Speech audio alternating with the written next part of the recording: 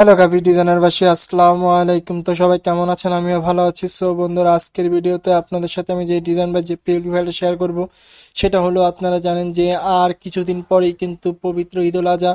তো পবিত্র ঈদুল আজহা উপলক্ষে কিন্তু ঈদের আগেই কিন্তু গরু ছাগলের হাট বসে।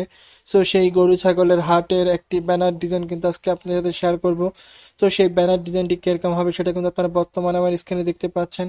সো আজকের এই ব্যানার ডিজাইনের যে পিএলপি ফাইল, সেই পিএলপি ফাইলের সংগ্রহ করতে হলে আপনাকে অবশ্যই ভিডিওটি না টেনে শেষ পর্যন্ত দেখতে হবে।